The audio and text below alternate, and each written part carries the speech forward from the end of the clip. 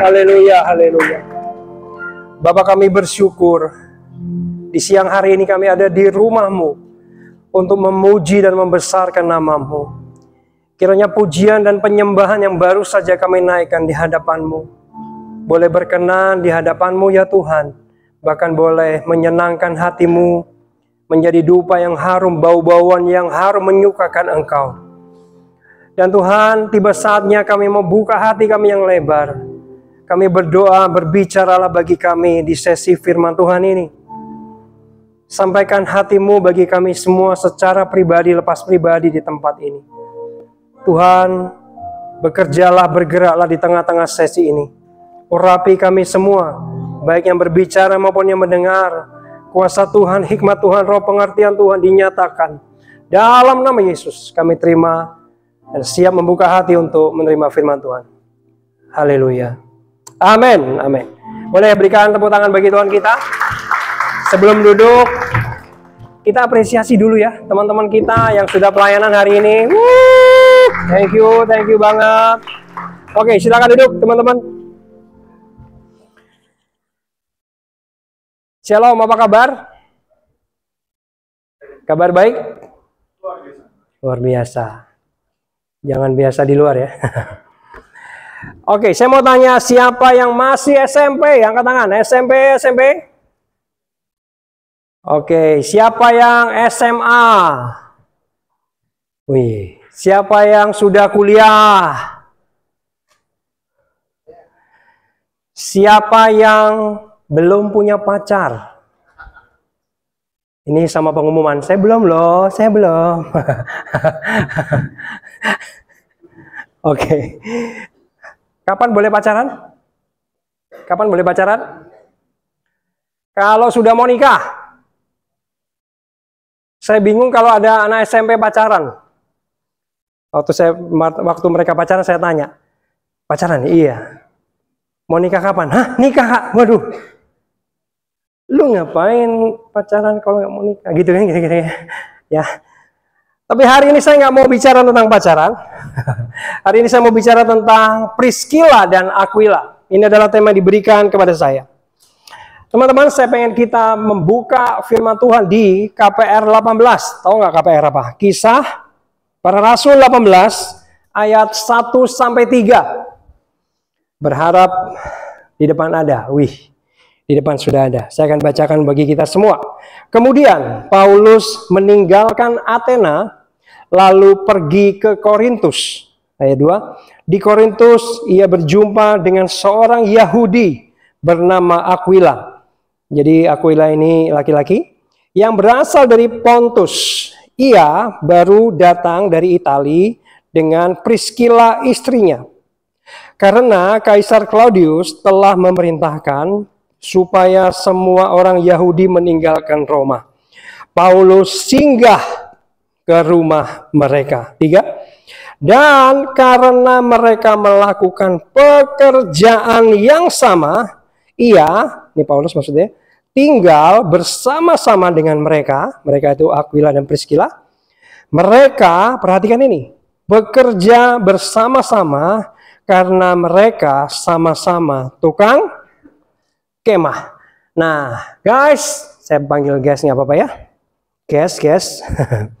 Rupa-rupanya Priscilla dan Aquila ini adalah orang yang baik hati. Orang yang apa? Baik hati.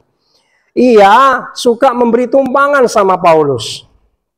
Dan ternyata bisnis mereka, dengan bisnis Paulus itu sama, yaitu tukang tenda atau tukang kemah. Ternyata teman-teman, kita harus tahu bahwa Paulus itu bukan pendeta full timer. Ternyata dia tukang tenda. Dia bisnismen. Paulus loh ya. Dan Aquila dan Priscilla ini ternyata profesinya sama. Tukang tenda, tukang kemah. Artinya mereka ini bisa dikatakan pengusaha tenda, pengusaha properti mungkin zaman sekarang ya. Ya, mereka businessman dan businesswoman. Nah, jadi gini teman-teman, singkat cerita ya. Saya nggak bisa bacakan semua ayatnya, tapi percayalah ceritanya gini. Jadi, setelah mereka itu memberi tumpangan kepada Paulus, ya. Mereka itu ternyata suka ikutin Paulus ketika Paulus ke Bait Allah mengajar, dia ngikutin, mereka ngikutin. Dan mereka mendengar pengajaran Paulus. Oh gitu ya, oh gitu ya. Singkat cerita, tiba-tiba mereka berdua ini percaya sama Tuhan Yesus yang awalnya tidak percaya Tuhan Yesus. Jadi mereka terima Yesus ya, lalu mereka percaya kepada Yesus, mereka lahir baru gitu ya. Nah setelah itu tiba-tiba terjadi yang seperti ini. Ini singkat cerita ya. Roma 16 ayat 3-5. Kita akan baca di Roma 16 ayat 3-5. Ini ayat terakhir saya. Loh Pak, belum khotbah udah terakhir ya. Ayat saya nggak banyak. Roma 16 ayat 3-5 saya akan bacakan. Sampaikan salam kepada Priscilla dan Aquila, teman-teman sekerjaku dalam Kristus Yesus. Mereka telah apa teman-teman? Mempertaruhkan nyawanya untuk hidupku. Kepada mereka bukan aku saja yang berterima kasih, tetapi juga semua jemaat bukan Yahudi. Salam juga kepada jemaat di rumah mereka. Perhatikan nih, perhatikan nih. Saya akan ulang kalimat ini. Salam juga kepada jemaat di mana? Di rumah mereka. Salam kepada Epenetus, saudara yang kukasihi, yang adalah buah pertama dari daerah Asia untuk Kristus. Nah, teman-teman, tiba-tiba setelah Priscilla dan Aquila percaya sama Tuhan Yesus, ya, ini yang terjadi. Tiba-tiba mereka punya jemaat di rumahnya. Mereka mengadakan ibadah di rumahnya. Nah teman-teman, kita belajar apa dari kisah Priscilla dan Aquila ini? Ada yang kasih tahu ke saya? Kita belajar apa? Bahwa gini. Mereka itu adalah orang sekuler. Mungkin kayak kamu dan saya. Ya. Mungkin dia bukan seorang pendeta yang luar biasa, bukan. Mereka itu adalah pengusaha, orang sekuler, tukang tenda, tukang kemah. Tapi mereka memiliki hati yang melayani. Katakan dengan saya, hati yang melayani. 1, 2, 3. Hati yang melayani. Guys, meskipun pengusaha tenda, tapi hatinya itu suka melayani. Dia suka berkorban bagi pekerjaan Tuhan. Mereka mendukung pelayanannya Paulus. Kasih uang, sumbang tenaganya dia, lalu menyediakan tempat tinggal. Ya, mereka dikatakan mempertaruhkan nyawa. Sebentar, ada iklan. Oke, nah ini mantap nih. Mantap ya. Sampai mana tadi? Malah jenggong saya. Mereka ini walaupun pengusaha, bukan pendeta, ya, orang biasa, tapi hatinya melayani. Hatinya itu berkorban untuk pelayanan. Hatinya itu pengen memberi tenaga, memberi uang, bahkan menyediakan tempat tinggal, dan dikatakan tadi mereka mempertaruhkan nyawa. Oh my God. Teman-teman, saya pengen kita belajar dari Priscilla dan Aquila ini. Walaupun kamu itu bukan pendeta, kamu bukan full timer gereja, tapi biar hati melayani itu ada sama kamu. Amin. Keren ya. Kalau ada pengusaha, kalau ada pelajar, tapi hatinya itu melayani. Hatinya itu pengen memberitakan Injil. Daripada penginjil yang hatinya bisnis. Benar nggak? Di eklesia nggak ada sih, saya lihat-lihat. Bahaya ya. Kalau pendeta hatinya bisnis, wah dia cari untung terus. Tapi lebih baik orang-orang sekuler, tapi hatinya melayani, hatinya pengen melayani, hatinya pengen memenangkan jiwa. Nah, saya pengen membagi dua hal dalam hal melayani. Yang pertama adalah kita melayani di dalam gereja. Tadi kita tepuk tangan apresiasi buat teman-teman yang melayani di depan.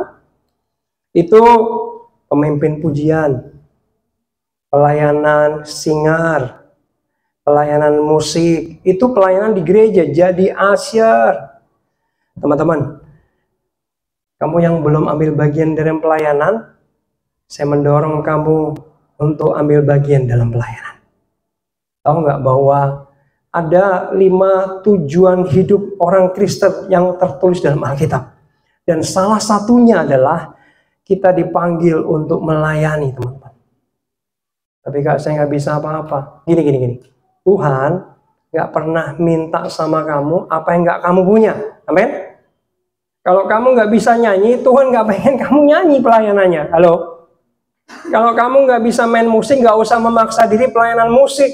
Karena Tuhan nggak mungkin panggil itu. Dan nggak pernah panggil itu. Saya ini nggak bisa main musik. Nggak bisa nyanyi. Saya tidak dipanggil untuk itu. Tapi kalau kamu bisa jadi usher, jadi seorang pemimpin di kelompok sel atau IF, silahkan ambil bagian. Jangan hanya egois memikirkan diri sendiri. Amin. Jangan kita hanya untuk saya, dan saya. Ayo berbagi, melayani sesama kita. Amin. Nah, teman-teman, tapi juga yang kedua adalah melayani di luar gereja.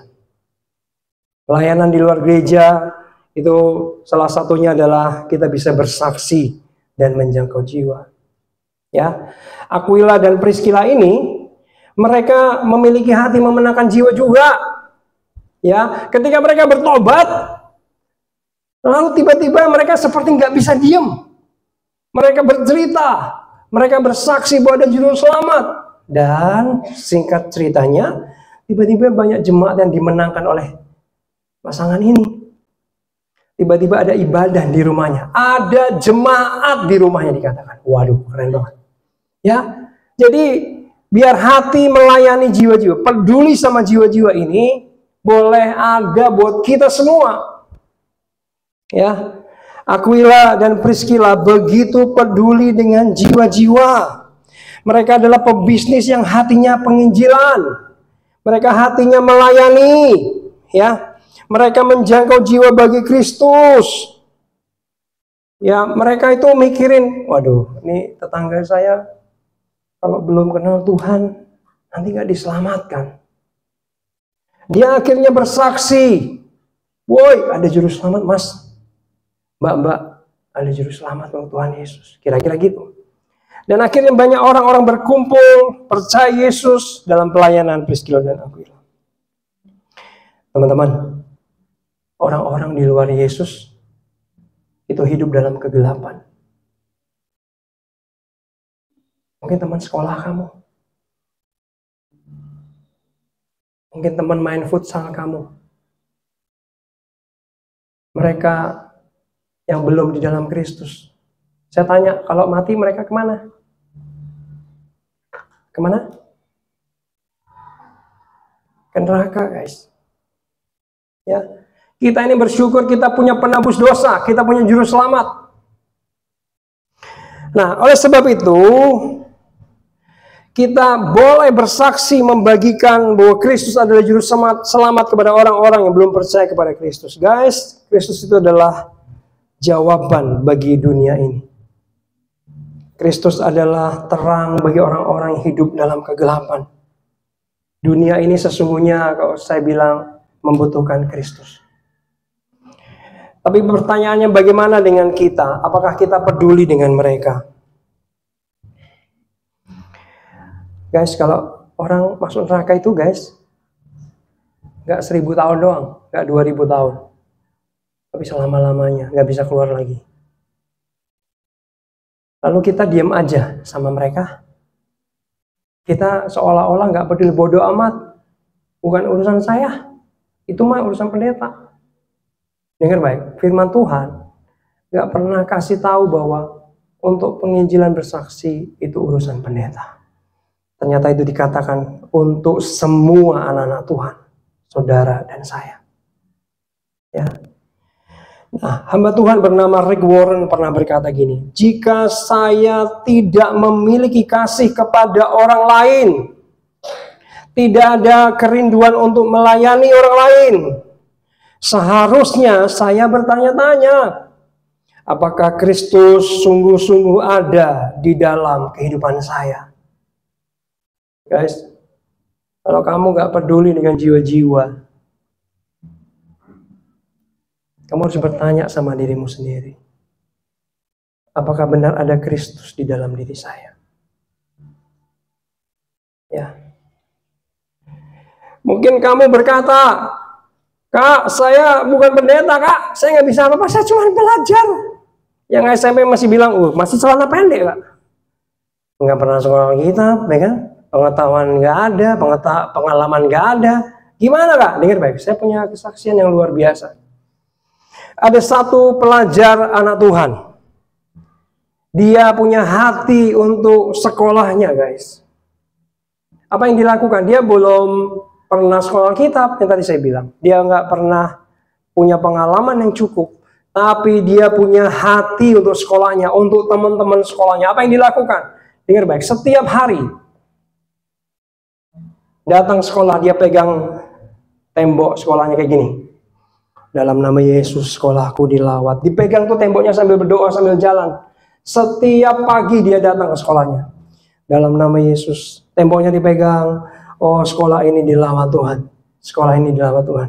Dan pulang sekolahnya, dia pegang pagar tembok sekolah. Pagar depan gerbang sekolahnya. Dia bilang apa? Dalam nama Yesus sekolah ini dijamah Tuhan, dilawat Tuhan. Guys, dia nggak bisa khotbah. Dia nggak bisa ngomong yang baik, tapi hanya punya hati. Apa yang terjadi? Beberapa saat setelah itu, tahu guys, sekolah ini tiba-tiba dilawat Tuhan luar biasa, tanpa ada pendeta yang datang. Tiba-tiba anak-anak di sana, murid-murid di sana, itu merasakan rasa berdosa yang luar biasa. Sepertinya saya butuh Kristus. Dan mereka tiba-tiba berkelompok berdoa di sekolah itu. Guys, ini di Bekasi, guys, bukan di Amerika, bukan. Tiba-tiba ada lawatan besar terjadi di sekolah itu. Tuhan sepertinya hadiratnya datang di sana, menjamah dan melawat anak-anak sekolah di sana. Guys, saya mau tanya, apakah anak ini khotbah? Enggak. Bentar ya. Apakah anak ini bersaksi dengan berani? Enggak, dia cuma berdoa karena itu yang bisa dia lakukan. Dan ternyata dia bisa pakai anak ini luar biasa. Masih kurang? Ada lagi ya? Di Korea Selatan ada seorang gadis SMA. Dia itu hampir setiap hari itu jalan di gang-gang Korea daerahnya dia sana. Dan dia suatu kali ketemu dengan anak remaja laki-laki yang terkena sakit TBC stadium akhir. Dan waktu itu penyakit TBC itu belum ada obatnya. Sehingga ketika anak ditanya, kamu sakit apa? Saya sakit TBC stadium akhir. Kata dokter, sebentar lagi saya meninggal. Tapi gadis perempuan ini, gadis remaja anak SMA ini, boleh nggak aku doakan kamu? Oh iya, boleh. Karena mau mati biasanya boleh ya. Anak laki-laki ini belum orang Kristen, belum percaya Tuhan. Dia seorang Buddhis, ayah.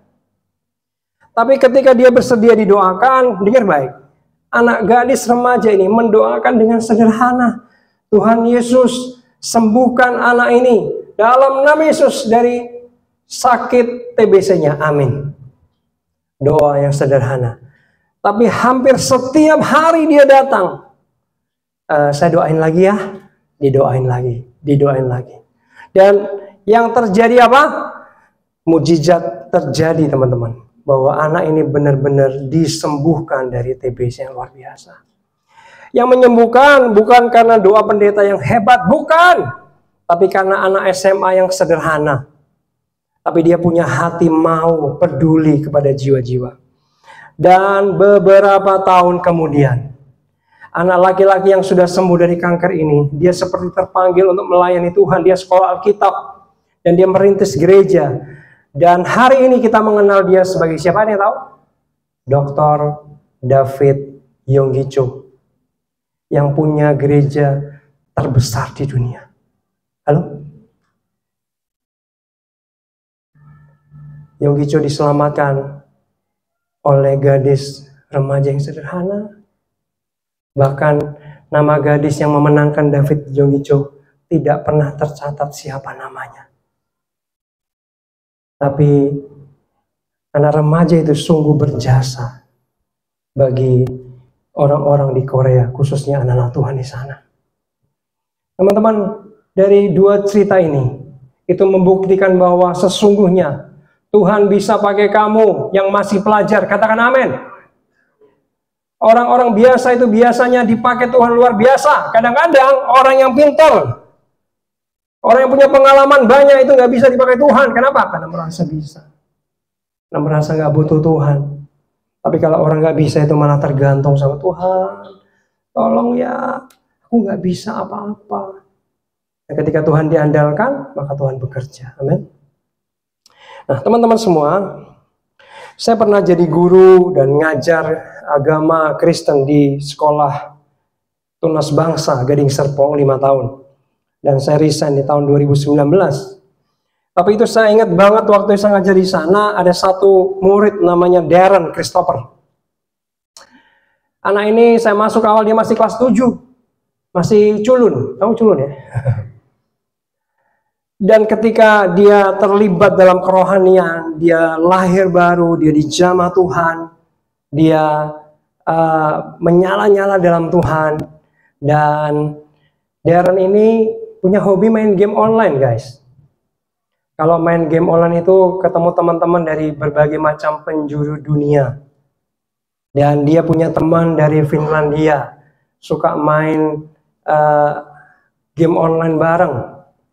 Tapi dengar baik, karena Darren ini hatinya juga pengen memenangkan jiwa, ya. Guys, dia main game sambil bersaksi, guys. Singkat cerita ya, ada 2 anak perempuan, anak remaja dari Finlandia yang terima Tuhan Yesus karena Darren di sela-sela main game online.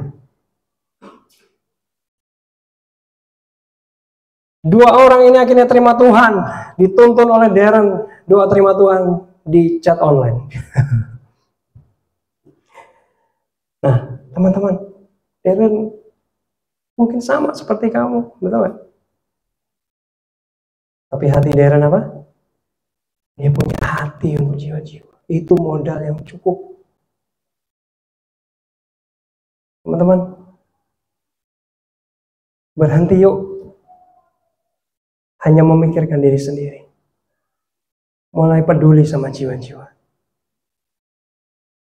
Kamu pernah berpikir gak sih, kalau temanmu satu bangku di sekolah, temanmu main game, temanmu main futsal, main basket bareng, mereka yang belum kenal Tuhan, mereka sedang bergerak ke neraka loh. Lalu kamu cuek aja gitu.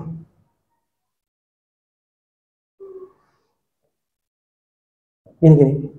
Saya percaya di kekekalan nanti setelah kita meninggal dari sini, kita akan ketemu dengan dua tipe orang. Ya, yang pertama, di surga kamu akan disalamin orang, lalu ditatap matanya tajam, peluk kamu berulang-ulang dengan erat, lalu ngomong gini, Jim, makasih ya. Aku hari ini ada di surga karena kamu. Kamu bersaksi kepada aku. Dipeluk lagi, makasih. Tapi ada tipe yang kedua. Mungkin dia teriak dari bawah, Jim, lu brengsek amat. Kenapa waktu lu hidup di dunia bareng aku nih, main bareng, belajar bareng, lu gak pernah cerita. Satu kali pun gak pernah cerita. Ternyata ada juru selamat. Sehingga aku hari ini ada di neraka karena kamu. Lu jahat banget lu. Padahal dulu aku jadi pembantumu loh. 5 tahun ikut kamu. Tapi kamu gak pernah kasih tahu aku ternyata ada juru selamat. Guys, mumpung kita masih hidup, yuk kita peduli sama jiwa-jiwa. Mungkin kamu punya sahabat dekat, ya mungkin Kristen dia, tapi Kristen KTP doang.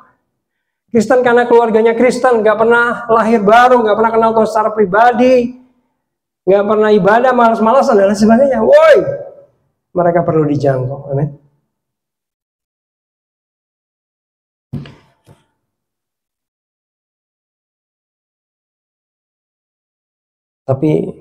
Tapi saya takut nih Kak, dicap sok rohani. Tahu sendiri Kak di sekolah. Wih, pendeta lewat. Sok rohani. Boleh saya bilang gini? Nggak apa-apa dicap sok rohani. Keren malahan. Daripada dicap rohana. Tahu rohana? Orang yang suka buat onar itu loh. Orang yang begundal itu loh. Yang loser itu loh. Ya, nggak apa-apa. Mending kita ini dicap sok rohani, oke? Karena memang kita perlu hal rohani.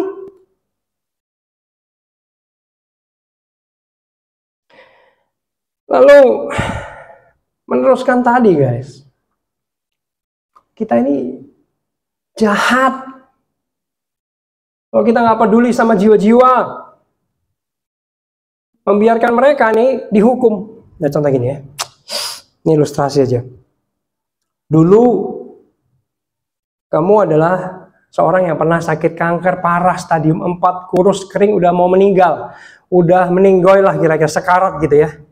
Udah kurus, aduh mau mati nih, stadium 4 gitu ya, kanker. Tiba-tiba kamu menerima obat kanker yang sangat mujarab, lalu kamu minum dan kamu sembuh, kamu sehat. Wuhui, dan obatnya masih ada sama kamu. Beberapa saat kemudian kamu ketemu teman kamu di sebelah. Ternyata punya sakit kanker stadium 4 yang sama yang pernah kamu alami. Teman kamu nih. Lalu kamu cuma lihat gini. Woi, stadium 4 kanker ya? Saya pernah loh. Waduh, mau mati dong. Hati-hati ya. Nanti kalau ketemu Lucifer ini ya, titip salam ya. Loh, gimana sih? Woi, obatnya kamu pegang. Dan waktu kamu dapat obat itu sesungguhnya kamu dikasih cuma-cuma, gratis. Sementara orang di sebelah kamu sekarat mau mati dulu kayak kamu cuma diem aja pegangin obatnya, kamu gak pernah kasih tahu. Woi ada obat ini loh, biar kamu sembuh. Berlebihan gak? Kalau tadi saya bilang kita ini jahat. Kalau kita gak peduli sama jiwa-jiwa.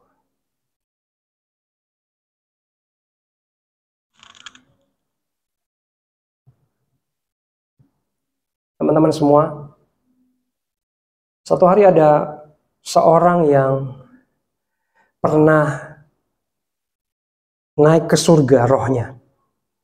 Ya, dia dibawa ke surga dan dia ketemu Tuhan Yesus.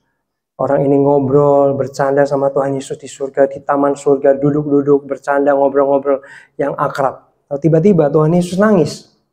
Loh, Tuhan Yesus kok nangis?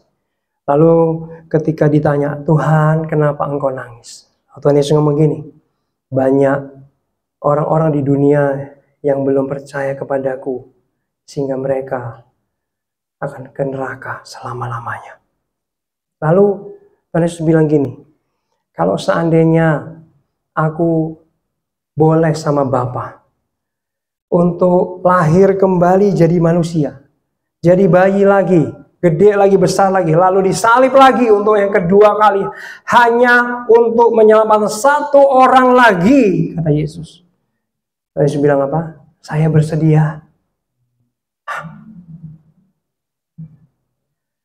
Yesus bilang gini teman-teman, kalau aku harus lahir ke dunia lagi, jadi bayi, gede lagi, lalu disalib kedua kali, hanya untuk menyelamatkan satu jiwa, Tuhan Yesus bersedia. Artinya apa teman-teman?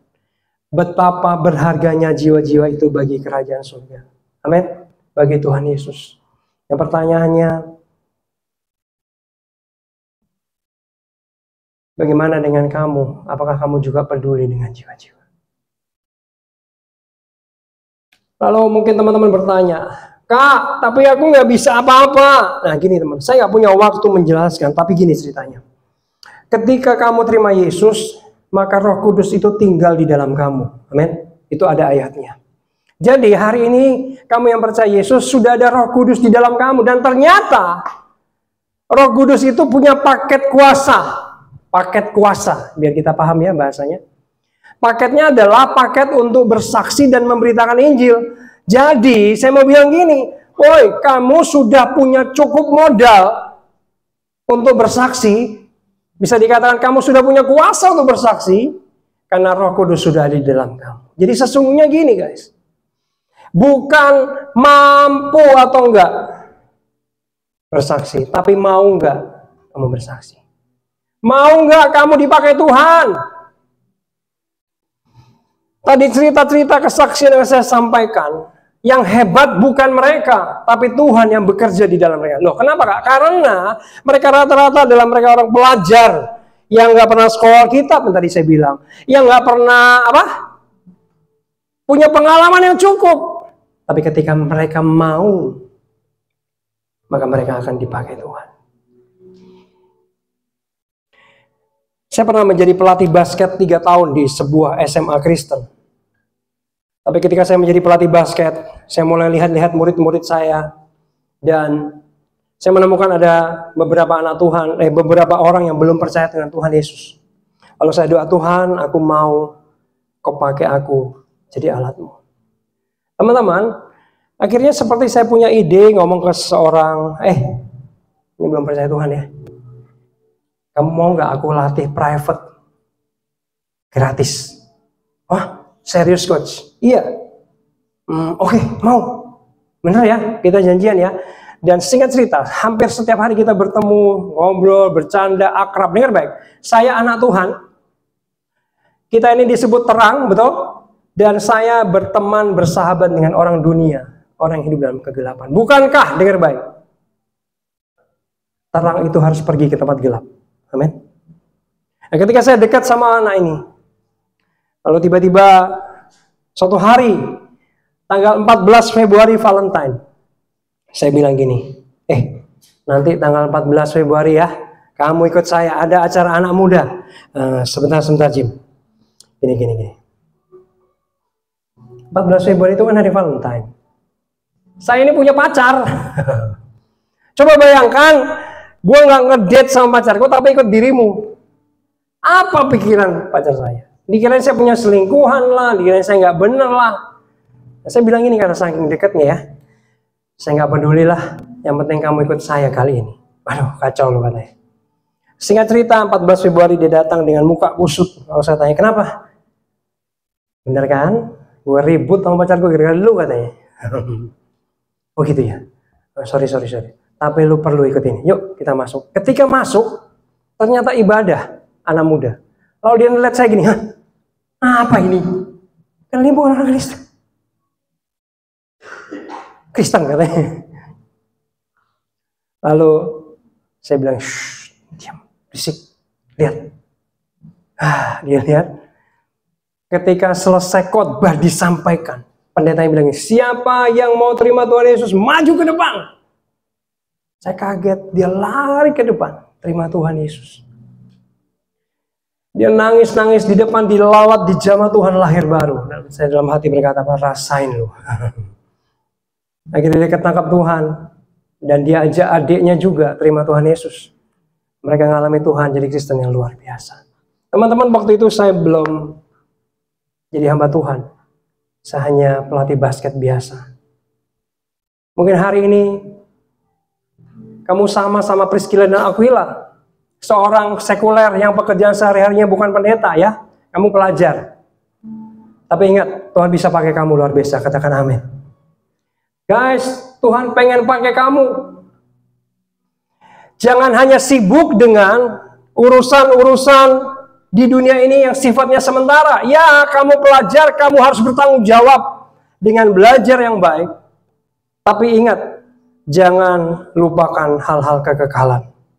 Amin. Karena kita dipanggil Tuhan untuk melayani jiwa-jiwa, menjangkau jiwa-jiwa.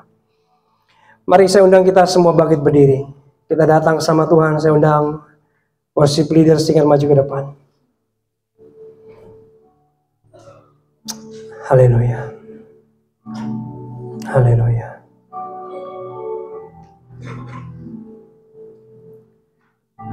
Semua boleh pejamkan mata. Teman-teman, berhenti yuk egois hanya memikirkan diri sendiri tanpa memikirkan jiwa-jiwa. Mari temukan dalam benakmu teman-teman kamu yang belum percaya sungguh-sungguh sama Tuhan.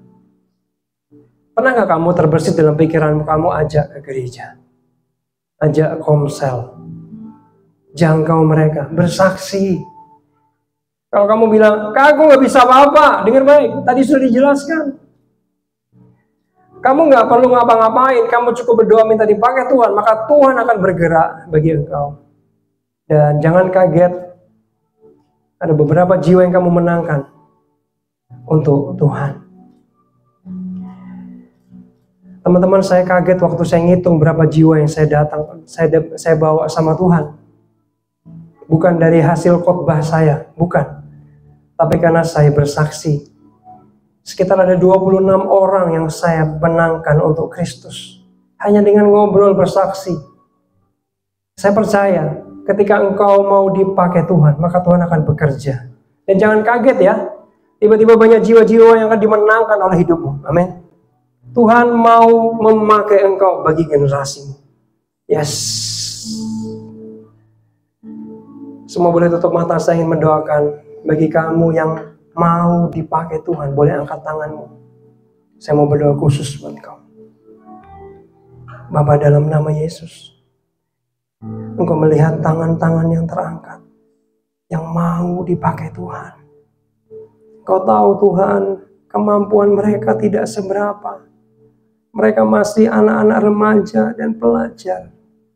Tapi kami mendengar firman Tuhan siang ini, bahwa sesungguhnya Engkau Tuhan Roh Kudus yang akan menyertai mereka, yang akan memakai mereka dengan kuasa-Mu. Ya Tuhan, Engkau melihat tangan-tangan yang terangkat, jamah mereka, urapi mereka, biar mereka mulai siang hari ini punya hati seperti hati-Mu, yang peduli dengan jiwa-jiwa. Mereka hari ini gak cuek lagi, gak masa bodoh, tapi memiliki hati penginjil seperti Aquila dan Priscilla. Tuhan, kami percaya Engkau akan bekerja buat mereka. Kami percaya Tuhan, kuasa-Mu nyata bagi mereka. Terima kasih Tuhan, terima kasih. Turunkan tangan saudara, kita akan menyanyikan lagu